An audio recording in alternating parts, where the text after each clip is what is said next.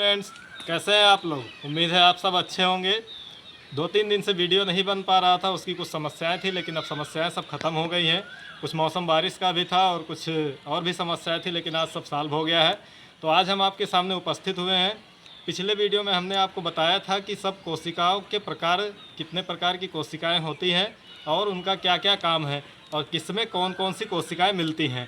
आज हम बात करेंगे कोशिकाओं के भाग पे, लेकिन उससे पहले हम बताएंगे कि अगर आप हमारे चैनल पर नए हैं तो हमारे चैनल को सब्सक्राइब कर लीजिए और लास्ट में अगर वीडियो आपको पसंद आए तो वीडियो को लाइक कीजिए और अपने फ्रेंड्स के साथ शेयर कीजिए ताकि उनको भी नॉलेज मिलता रहे। और जैसा कि हमने पहले ही बता चुका है हमने पहले ही बताया है कि टॉपिक के लास्ट में उस टॉपिक से जो क्वेश्चन बनेगा उस क्वेश्चन को हम आपको दे देंगे ताकि आप जो है क्वेश्चन को सॉल्व कर लीजिए और इससे आपका नॉलेज जो है बनता रहे। तो चलिए शुरू करते हैं। मेरा नाम है विपिन कुमार। कई बार आप बता चुके हैं हम, अब यही आप लोग सोच रहे होंगे कि आप कितनी बार बताते हैं, लेकिन हम फिर भी बता दे रहे हैं क्योंकि कुछ बच्चे नए भी ऐड होते हैं। तो चलिए शुरू करते हैं। आज का हमारा टॉपिक है कोशिकाओं के भाग। एक कोशिका के कितने भाग होते हैं उस पर हम आज विचार करेंगे। कोशिका के भाग, पार्ट ऑफ सेल। पिछले वीडियो में हमने जो क्वेश्चन दिया था उसका आंसर कुछ बच्चों ने सही दिया, कुछ गलत दिया है। तो जो बच्चे आंसर गलत दिए हैं वो वीडियो को रिवाइज करके फिर से देख लें, उनको आंसर पता चल जाएगा। और आंसर जो है आप कमेंट कीजिए। तो देखिए कोशिकाओं के भाग के बारे में बताते हैं। हाँ, तो देखिए कोशिका के जितने भाग होते हैं सबका हमने एक चार्ट आपको दे दिया है। पहले आप इस चार्ट को बना लीजिए, लेकिन उससे पहले आप हेडिंग लगाएंगे कोशिका के भाग। और कोशिका के भाग में आप लिखिए कि एक विकसित यूकैरियोटिक कोशिका के निम्नलिखित भाग होते हैं। एक विकसित यूकैरियोटिक कोशिका के निम्नलिखित भाग होते हैं। देखिए यहाँ पे विकसित यूकैरियोटिक कोशिका की बात की गई है, ना कि प्रोकैरियोटिक। अभी नहीं तो आप कंफ्यूज हो जाए कि सर प्रोकैरियोटिक कोशिका में तो कोई कोशिकांग होता ही नहीं है, इतने सारे भाग कहाँ से आ गए।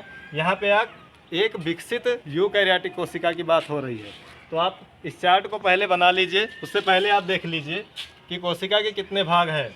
देखिए कोशिका के मुख्य रूप से 3 भाग हैं। पहला है जीवद्रव्य, दूसरा है रिक्तिका या रिक्तिका रस और तीसरा है कशाभिका। जीवद्रव्य जिसको प्रोटोप्लाज्म कहा जाता है, रिक्तिका को वैक्यूल कहा जाता है और कशाभिका को फ्लैजिला कहा जाता है। तो देखिए मुख्य रूप से 3 भाग है। पहला है जीवद्रव्य, दूसरा है रिक्तिका या रिक्तिका रस और तीसरा है कशाभिका। उसके बाद जीवद्रव्य को केंद्रक और कोशिका द्रव्य 2 भागों में बांटा गया है। अगर आप एक यूकैरियोटिक कोशिका की संरचना देखेंगे तो उसमें आपको मुख्य रूप से केंद्रक और कोशिका द्रव्य ही मिलेगा। तो केंद्रक देखिए, केंद्रक के भी 4 भाग होते हैं। 4 भागों से मिलकर केंद्रक बना होता है। केंद्रक पे आगे थोड़ा सा डिस्कशन है, उसका अलग चलेगा। फिलहाल आप इतना जान लीजिए कि केंद्रक 4 भागों में बटा है, केंद्रक कला, केंद्रक द्रव्य, क्रोमैटिन जाल और केंद्रिका में। उसके बाद बात करेंगे कोशिका द्रव्य की। तो कोशिका द्रव्य के 2 भाग हैं, एक उपापचय का सक्रिय भाग और दूसरा उपापचय का निष्क्रिय भाग। पहले आप जान लीजिए कोशिका द्रव्य होता क्या है। देखिए कोशिका द्रव्य से थोड़ा सा जान लीजिए, बाद में बताया जाएगा। कोशिका के अंदर जो द्रव भरा रहता है, सेल के अंदर जो लिक्विड भरा रहता है, कोशिका द्रव्य क्या होता है कि कोशिका के अंदर जो द्रव भरा रहता है, जो लिक्विड भरा रहता है, उसी को कहा जाता है कोशिका द्रव्य। अब देखिए कोशिका द्रव्य का 2 भाग होते हैं, एक उपापचय का सक्रिय भाग होता है, एक निष्क्रिय भाग होता है। देखिए उपापचय का सक्रिय भाग का मतलब ये है, पहले तो जान लीजिए कोशिका द्रव्य जो है उपापचय में भाग लेती है।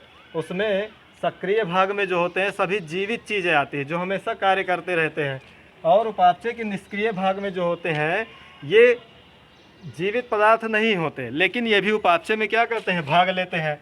अब देखिए उपापचय के सक्रिय भाग में होते क्या है, सभी कोशिकांग होते हैं, विभिन्न प्रकार की कोशिकांग होते हैं। कोशिका के जो अंगक होते हैं वही कोशिकांग कहलाते हैं। तो उपापचय के सक्रिय भाग में सभी कोशिकांग आ जाएंगे। और उपापचय के निष्क्रिय भाग में कौन कौन से आएंगे, विभिन्न प्रकार के संग्रहित, स्रावी तथा उत्सर्जी पदार्थ। देखिए यहाँ थोड़ा स्पष्ट नहीं हो रहा है। विभिन्न प्रकार के संग्रहित, स्रावी तथा उत्सर्जी पदार्थ। जैसे सेल में क्या होता है कि कुछ पदार्थों को संग्रहित किया जाता है, कुछ पदार्थों का उत्सर्जन किया जाता है और कुछ पदार्थों का क्या किया जाता है, श्रावण किया जाता है। तो यही सभी पदार्थ क्या किसके अंतर्गत आते हैं, उपापचय के निष्क्रिय भाग के अंतर्गत आते हैं। तो ये पूरा चार्ट आप बना लीजिए।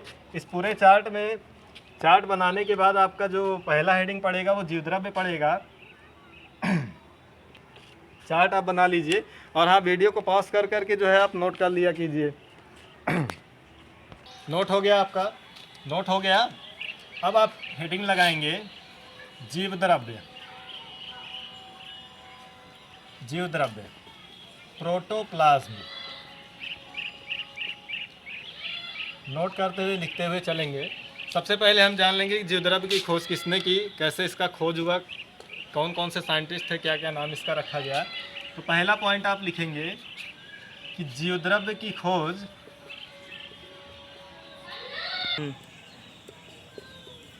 पहला पॉइंट आपका रहेगा, जीवद्रव्य की खोज डुजार्डिन नामक वैज्ञानिक ने की थी। जीवद्रव्य की खोज डुजार्डिन नामक वैज्ञानिक ने की थी। इसकी खोज सन 1835 में हुआ था। डुजार्डिन ने इसको सन 1835 में इसकी खोज की थी। दूसरा पॉइंट,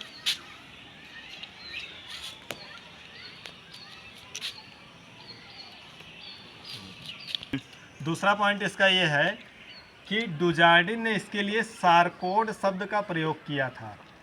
सारकोड शब्द, यानी कि इन्होंने इसका नाम जीवद्रव्य नहीं रखा था। डुजार्डिन ने क्या किया था, सिर्फ जीवद्रव्य की खोज की थी और उन्होंने इसके लिए सारकोड शब्द का प्रयोग किया, यानी कि इसका नाम इन्होंने क्या रखा, सारकोड रखा। तीसरा पॉइंट ये है, परकिंजे। परकिंजे या इसी को कुछ लोग पुरकिंजे कहते हैं। पुरकिंजे या परकिंजे आप चाहे जो लिख लीजिए, स्पेलिंग है। परकिंजे ने इसे जीवद्रव्य का नाम दिया। जीवद्रव्य का नाम दिया।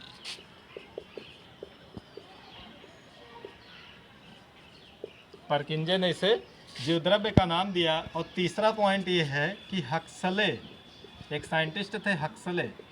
हक्सले ने इसे जीवन का भौतिक आधार कहा।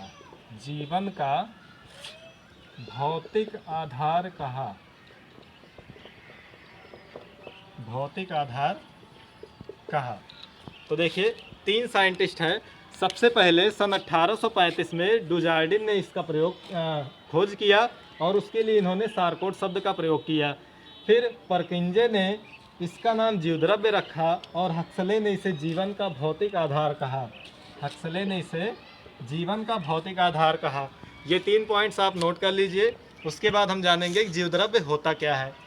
हाँ, तो देखिए, आप हेडिंग लगाइए जीवद्रव्य का भौतिक गुण। पहले हम जानेंगे कि जीवद्रव्य जो है बाहरी रूप से कैसे दिखाई पड़ता है। तो देखिए, जीवद्रव्य जो है एक रंगहीन चिपचिपा सा पदार्थ होता है। जीवद्रव्य एक रंगहीन चिपचिपा सा पदार्थ होता है और इसकी संरचना एक धागे के समान होती है। एक धागे के समान संरचना होती है।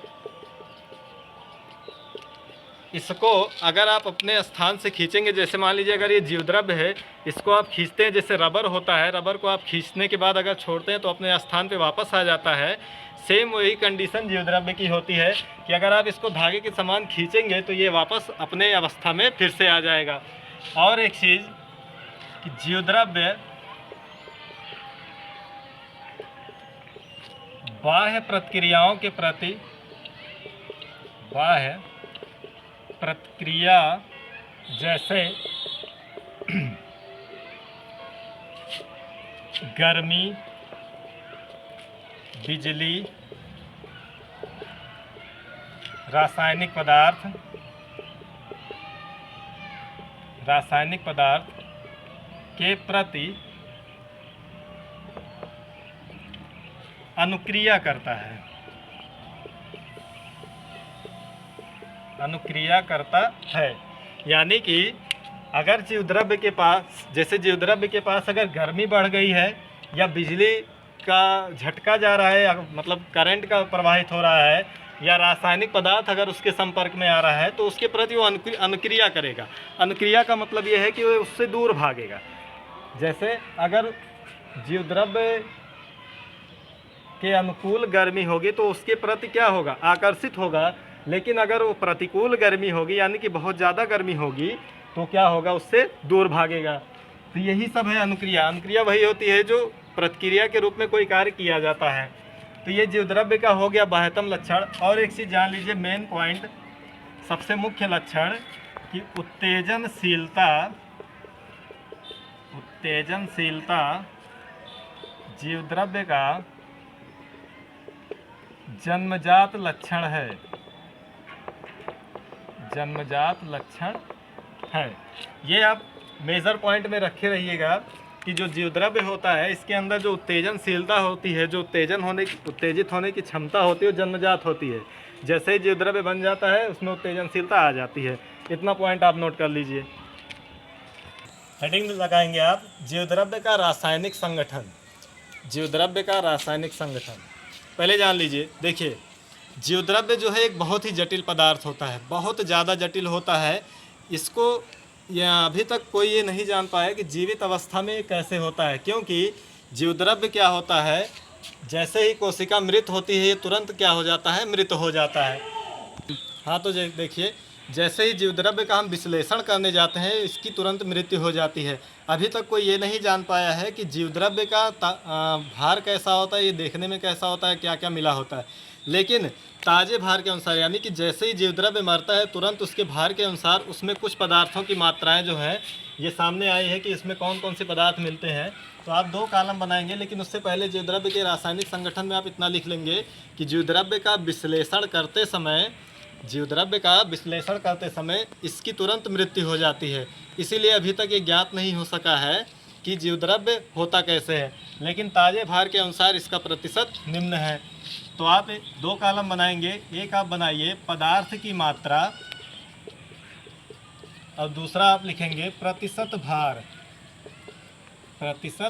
भार, यानी कि जीवद्रव्य में कौन कौन से पदार्थ मिले होते हैं और उनका कितना प्रतिशत होता है। ये 2 कॉलम आप बनाइए, उसके बाद आप लिखिए। पहले आप 2 कॉलम बना लीजिए। हाँ, तो देखिए, पदार्थ की मात्रा हमने एक तरफ लिख दिया, दूसरी तरफ प्रतिशत भार। तो देखिए, जीवद्रव्य में जल का जो परसेंटेज होता है 90 ± 2% होता है। प्लस माइनस का मतलब ये है कि 90 से 2 ज़्यादा भी हो सकता है और 90 से 2 कम भी हो सकता है। प्रोटीन जो है 7 ± 2%, कार्बोहाइड्रेट 2 ± 0.5%, लिपिड्स 1 ± 0.5%। अकार्बनिक पदार्थ जो होते हैं जिनमें कार्बन्स नहीं पाए जाते उन्हीं को अकार्बनिक पदार्थ कहा जाता है। ये पदार्थ 1 ± 0.5% होते हैं। RNA जो है 0.7% होता है और DNA 0.4%।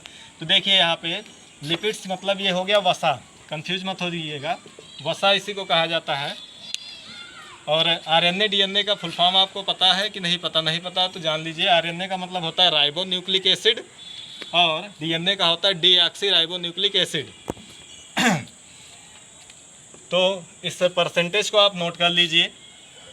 सभी आंकड़े जो दिए गए हैं सब जो है परसेंटेज में है। ये मत सोचिएगा कि ये परसेंटेज नहीं, इनकी मात्रा है या ग्राम में, कुछ नहीं। 90, जैसे जो जीवद्रव्य होता है पूरे जीवद्रव्य का 90 ± 2% जल होता है। उसके बाद 7 ± 2% प्रोटीन होता है जो तो देखिए, जल जो है 90 ± 2% हमने बताया। जैसे अगर ये पूरा जीवद्रव्य है तो इसका 90% क्या है, जल है। उसके बाद 7% प्रोटीन है, फिर उसके बाद कार्बोहाइड्रेट है। ऐसे ऐसे परसेंटेज है। सभी परसेंटेज को अगर आप जोड़ेंगे तो आपका 100% आएगा। ठीक, आप इसको नोट कर लीजिए। इसके बाद जो दूसरा भाग है, दूसरा भाग आपका आएगा वो है कोशिका द्रव्य। कोशिका द्रव्य में आपको कोशिका द्रव्य की संरचना के बारे में कुछ मॉडल दिया गया है, उस मॉडल के बारे में बताया जाएगा। लेकिन आज का वीडियो हम यहीं पे ख़त्म करेंगे और आप जीवद्रव्य के बारे में, कोशिका के बारे में अच्छे से उस चार्ट को आप तैयार कर लीजिएगा। चार्ट आपका याद रहेगा तो आप कंफ्यूज नहीं होंगे कि कोशिका के कौन कौन से भाग हैं। अब इससे रिलेटेड, आज के टॉपिक से रिलेटेड जो क्वेश्चन बन रहा है उस क्वेश्चन को हम देंगे। आप इसको नोट कर लीजिए पहले। हाँ, तो देखिए, ये हमने 5 क्वेश्चन आपको दिया हुआ है जो आज के टॉपिक से बन रहा है। पहला क्वेश्चन है कि कोशिका का मुख्य रूप से कितना भाग है, यानी कि कोशिका को मुख्य रूप से कितने भागों में बांटा गया है। दूसरा क्वेश्चन है जीवद्रव्य का जन्मजात लक्षण क्या है। आपको बताया गया है कि जीवद्रव्य का जन्मजात लक्षण कुछ होता है, उसी का आंसर आपको देना है कि जीवद्रव्य का जन्मजात लक्षण क्या है, कौन सा लक्षण उसमें जन्मजात होता है। जैसे ही जीवद्रव्य उत्पन्न होता है, बनता है शरीर में, उसमें कौन सा लक्षण आ जाता है। तीसरा क्वेश्चन है जीवद्रव्य नाम किसने दिया, जीवद्रव्य का नाम किसने दिया था, ये हमने पूछा है। नेक्स्ट क्वेश्चन है जीवद्रव्य की खोज किसने और कब की, जीवद्रव्य की खोज किसने और कब की। अगर संभव होगा तो आप ये भी बता देंगे कि जीवद्रव्य की खोज जिसने की थी उसने उसका क्या नाम रखा था। लास्ट वाला क्वेश्चन आपका है जीवद्रव्य में सबसे ज़्यादा कौन सा पदार्थ पाया जाता है, जीवद्रव्य में किस पदार्थ की मात्रा सबसे ज़्यादा होती है, सबसे अधिक कौन सा पदार्थ पाया जाता है। और जिसका आंसर आपको कमेंट करना है मेजर रूप से वो है डीएनए और आरएनए का पूरा नाम बताइए। इसका आपको कमेंट करके लिखना है कि डीएनए का पूरा नाम क्या है और आरएनए का पूरा नाम क्या है। तो इसी तरह से जो है आज का जो है हमारा वीडियो ख़त्म होता है।